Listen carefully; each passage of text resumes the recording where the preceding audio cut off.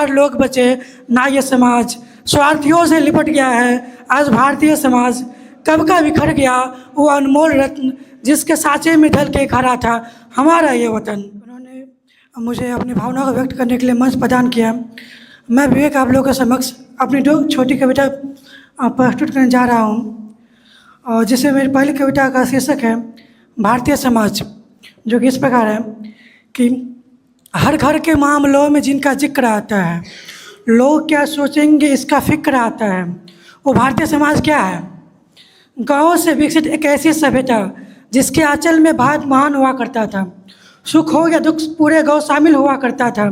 वो दौर जब किसी के जंग में न कोई अपना फ़ायदा ढूंढता था, न किसी बस्ती को गिराने को कोई तार बूंदता था। असल में समाज की यही परिभाषा रही है, जहाँ ना तो जलन ना ही ईर्ष्या की कोई भाषा रही है। आज के दौर का समाज कहाँ अपनी परिभाषा जानता है। लोग पहले खुद का स्वार्थ फिर खुद को समाज मानता है। एक घर की लड़ाई जाने कितने घरों की खुशियों का कारण बन जाता है। हर गांव में कुछ वृद्ध अपने बच्चों से अलग मिल जाते हैं। बच्चे घर के वृद्धों को अलग एक कुटिया दे देते हैं। उन कुटियों में उनको आखिरी सांस गिनते कौन देखता है।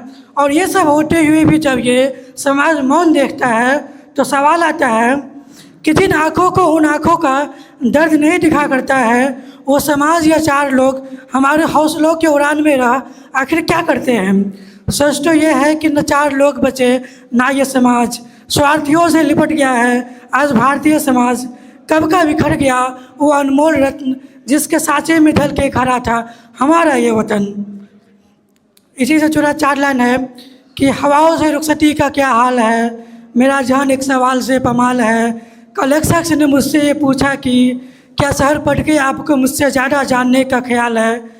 अगर शहर को पढ़ेगी हमारी बहू बेटियाँ ये नज़रों से हार देंगे मुझे। उसकी कमाई की एक कौड़ी भी हमारे जिस्म में तस्लीम हुआ, लोग तानों से मार देंगे मुझे।